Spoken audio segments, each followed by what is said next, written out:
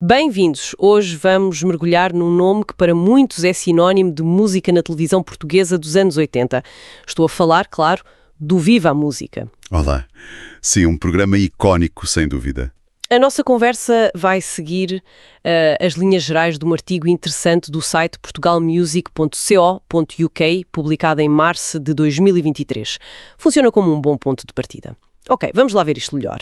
Queremos recordar, claro, mas também perceber o impacto real que o Viva Música teve, especialmente naquela altura, não é? Uma altura de grande agitação musical cá em Portugal. Exato. É preciso lembrar-nos do contexto. Anos 80, a RTP, já existiam outros programas de música, é verdade, mas o Viva a Música, bem, ele destacou-se. Tornou-se quase uma paragem obrigatória para quem gostava de música, para saber as novidades, tanto de cá como de fora. Virou uma referência. E a fonte que consultamos diz que a origem do programa foi até bastante pragmática. A RTP estava a receber muitos videoclipes. Era um formato em explosão e precisavam, de um espaço para os mostrar. Sim, fazia todo o sentido. E foi assim que o Viva a Música arrancou, no início de 81. Mas, curiosamente, não foi logo na RTP1. Começou de forma quinzenal na RTP2. Um arranque talvez mais modesto. Pois, mas isso mudou depressa. O programa agarrou logo o público.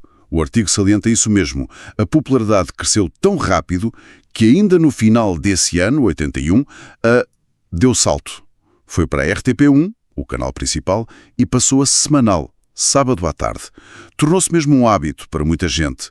Era ali que víamos os vídeos que depois falávamos na segunda-feira na escola, com os amigos. E quem dava a cara era o Jorge Pego. A fonte lembra que ele já era conhecido da rádio, tinha o programa Todos no Top na rádio comercial. Isso deve ter ajudado a criar uma ligação, não é? Claro, facilitou. O público já o conhecia, confiava na seleção musical, digamos assim. Mas o artigo vai mais longe. Sugere que o Jorge Pego não foi só o apresentador, esteve mesmo na criação do formato, ali com o João Igreja e o Manuel Medeiros. E parece que uma ideia dele foi, bastante importante. E é aqui que a coisa ganha outra piada. Sem dúvida. A análise destaca isso. Foi o Pego que sugeriu dar mais destaque à música portuguesa. E se pensarmos bem, na altura, início dos anos 80, isto foi crucial. Estávamos mesmo ali à porta do boom do rock português. Havia uma energia enorme, bandas novas a aparecer. Então não foi só passar o que havia, foi mesmo uma decisão editorial. O artigo indica uma aposta consciente. E não se ficaram por passar os vídeos portugueses que já existiam, que se calhar nem eram muitos ao início. O programa, ou melhor, pessoas ligadas à produção, começaram eles próprios a realizar videoclipes para artistas nacionais. Isso é extraordinário. Espera, isso muda tudo. O programa não era só uma janela, era também um motor. Ajudava a criar o conteúdo. Exatamente. E aí, criou-se uma dinâmica muito forte. O artigo fala em simbiose, e acho que a palavra é acertada. O Viva a Música dava uma visibilidade na televisão que muitas bandas portuguesas nunca tinham tido. Ajudou a lançar carreiras, certamente, e por outro lado, o sucesso crescente da música feita cá alimentava o interesse no programa. Era um ciclo virtuoso. Artistas, público, programa. Todos ganhavam. A fonte até menciona declarações do próprio Jorge Pego sobre isso. Ele reconhecia que o pico de popularidade do Viva Música coincidiu mesmo com o auge do rock português. As coisas estavam ligadas. E essa ligação é fascinante, não é? Mostra bem o poder que um programa de televisão, ainda por cima na estação pública, pode ter no panorama cultural. Não se limitou a mostrar o que estava a acontecer, ajudou a que acontecesse, a amplificar o fenómeno. Foi uma peça-chave para a afirmação da música portuguesa naquela década. Um fenómeno cultural, sim. E é irónico pensar que, apesar de ter sido tão presente, hoje seja tão difícil encontrar imagens disso, como a fonte lamenta. Mas havemos de voltar a essa parte. Antes, o programa não ficou igual. Houve uma evolução. O artigo fala de uma segunda série, já em 1986. Sim. Os progressivos movam. Adaptam-se. E essa segunda série trouxe alterações significativas. Por um lado, mais tempo de antena, o que sugere que continuava a ser uma aposta da RTP. E notou-se também mais música internacional. Mas houve outra mudança, talvez mais, estrutural. Exato. O ponto-chave dessa segunda fase, que o artigo sublinha bem, foi o fim do apoio direto da RTP à produção de videoclipes nacionais através do Viva a Música. Aquela função de produtor que foi tão importante na primeira fase desapareceu. E qual terá sido o efeito disso? Quebrou-se ali qualquer coisa. Aquela tal simbiose. É uma boa pergunta. A fonte não entra em detalhe nas razões, podiam ser orçamentos, estratégia, mudanças na indústria, não sabemos ao certo. Mas é razoável pensar que retirar esse apoio direto à criação de vídeos portugueses mudou a relação. O programa continuava a ser uma mostra, claro, mas perdeu aquele papel ativo. Talvez tenha dificultado um pouco a visibilidade de novas bandas nacionais no formato vídeo, que era tão dominante na altura. O que é curioso aqui é como essa pequena mudança pode ter tido um impacto. Depois disto, o artigo ainda menciona uma terceira série. Correto. Com mais novidades. Uma delas foi meterem um top nacional de vendas. Isso já o aproxima mais do mercado, das feiras de discos. E outra mudança de peso. Saiu o Jorge Pego e entrou o Luís Montes. Outro nome forte da rádio e da música em Portugal. Essa troca de apresentador, depois de tantos anos com o Pego, que esteve na origem, deve ter sido notada pelo público. Provavelmente.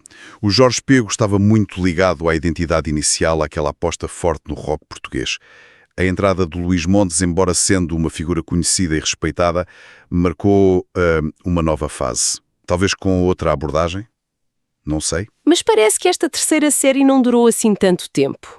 A fonte indica que, depois disto, o Viva a Música não continuou por muito mais tempo na RTP. É verdade, o percurso na televisão acabou por terminar pouco depois.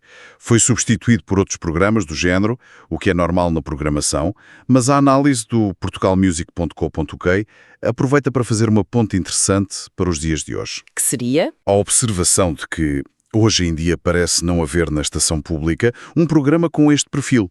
Quer dizer, com esta aposta tão vincada na música, especialmente na música nacional emergente. O artigo põe em contraste a aposta que a RTP fez nos anos 80 com o Viva a Música e o que vemos agora. E isto levanta aqui uma questão de fundo. Qual é, ou qual devia ser, o papel da televisão pública hoje na divulgação e apoio à música feita em Portugal? É uma reflexão pertinente. Curiosamente, o nome Viva a Música não desapareceu totalmente. O artigo refere que há um programa na Antena 1, desde os anos 90, com o nome quase igual. Viva a Música, mas escrito separado. Sim, é engraçado. Mostra que a marca era forte. Mas o programa de televisão dos anos 80, esse Viva a Música original, ficou mesmo como uma peça de história. Um símbolo de uma era, da televisão e da música em Portugal. E agora sim, chegamos àquela nota final do artigo que me deixou a pensar. É quase melancólica. A dificuldade enorme que parece existir em encontrar registros visuais, vídeos, fotografias, coisas concretas do programa. O próprio site faz um apelo. Se alguém tiver guardado alguma coisa, que partilhe. Pois, e esse ponto é mesmo muito importante. Vai para além do Viva Música. Toca na questão da preservação da nossa memória, da memória audiovisual coletiva.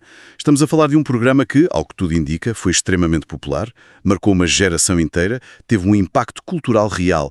E hoje, encontrar imagens dele online ou em arquivos acessíveis é quase uma caça ao tesouro. Parece um fantasma digital. É um paradoxo, não é? Um programa de TV tão visto e quase sem rastro visual acessível. Exatamente. E faz-nos pensar em como tratamos o nosso património mediático. Quantos outros programas, se calhar menos famosos, mas importantes na sua altura, não estarão a passar pelo mesmo? Esquecidos ou com registros difíceis de encontrar? Numa era que pensamos ser de arquivo digital fácil, a realidade da preservação é bem mais complicada, pelos vistos. Então, no fundo, o que é que tiramos disto tudo? Tentando resumir, o Viva Música foi bem mais que um programa para passar vídeos. Foi uma peça central na RTP dos anos 80, essencial para trazer a música internacional, sim, mas talvez ainda mais importante, foi um parceiro fundamental do boom do rock português. A visão do Jorge Pego, a aposta na produção de vídeos nacionais no início, isso foi decisivo. Depois, claro, evoluiu, mudou, adaptou-se e acabou por sair do ar. O significado histórico dele está muito aí, nessa capacidade de interagir com o seu tempo, com a cultura do país. Não foi só um espelho, foi um agente. A ligação forte entre o sucesso do programa e o florescimento do rock português não foi um acaso. Foi fruto de uma estratégia, de uma sintonia com a época. E a dificuldade em encontrar a sua memória visual hoje serve como um lembrete. Um lembrete forte sobre os desafios da preservação cultural na era digital. E sobre a importância de cuidarmos destes marcos. E isto deixa-nos com uma última ideia para pensar, que já extravasa o Viva Música. Se um programa que, pelos vistos, tanta gente via e que tanto impacto teve, corre o risco de se tornar quase invisível na nossa memória visual. O que é que isto nos diz sobre a preservação da nossa história cultural e mediática em geral? Que outros tesouros culturais, talvez menos óbvios que um programa de TV popular, podem estar perdidos ou a desaparecer das nossas referências? Fica a pergunta no ar.